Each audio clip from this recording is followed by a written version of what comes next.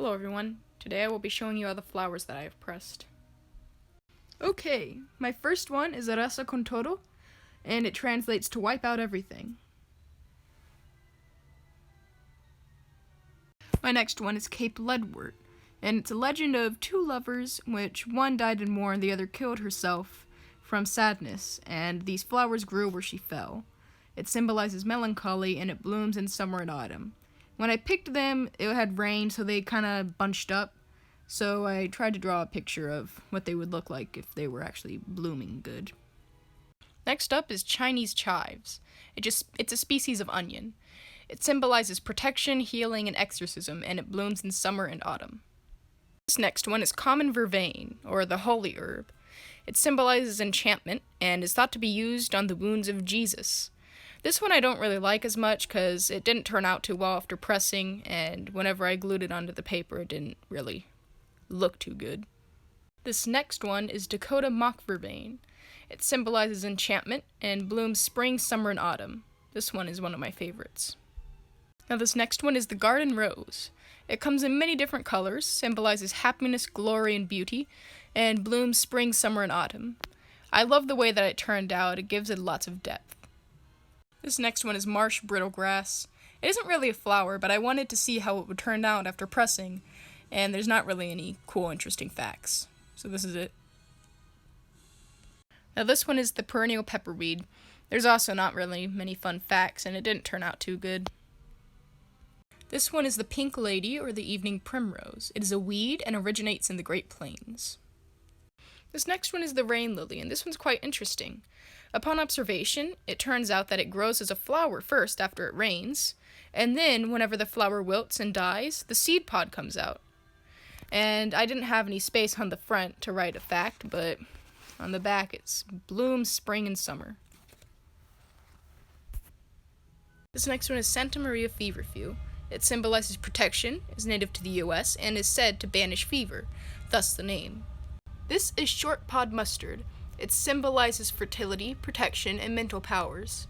It blooms in spring, summer, and autumn. This is silverleaf nightshade. It blooms spring, summer, and autumn, and the petals are actually a lovely purple, but the glue I used must have made them clear. This is stiff green thread. I don't really have any fun facts about it, but I love how it looks. It's beautiful. This is the straggler daisy. It symbolizes loyal love, gentleness, and innocence. It grows in spring and summer. At the top, there's a small little yellow flower. It's kind of hard to see.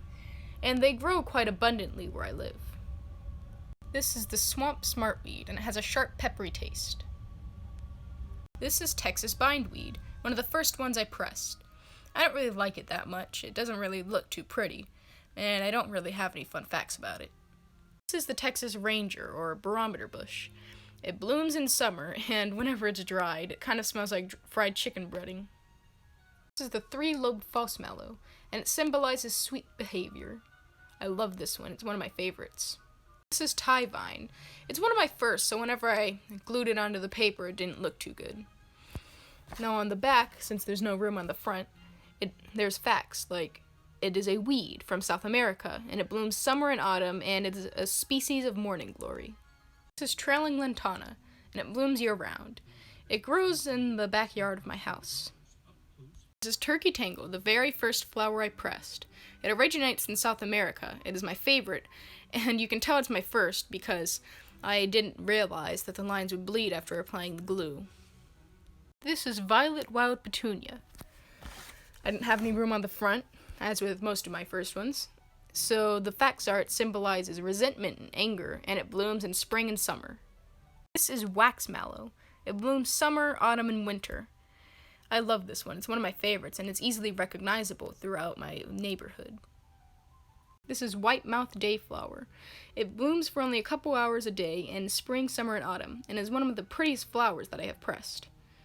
And this is my last one, yellow puff. Now, you can't see it right now, but the leaves actually fan out like ferns, and whenever you touch them, they close in on themselves like Venus flytraps. I think that's really cool. That has been all of my flowers that I've pressed, all in alphabetical order, of course. Now, the way I've identified them was using this app on my phone, but I don't know if it's that reliable.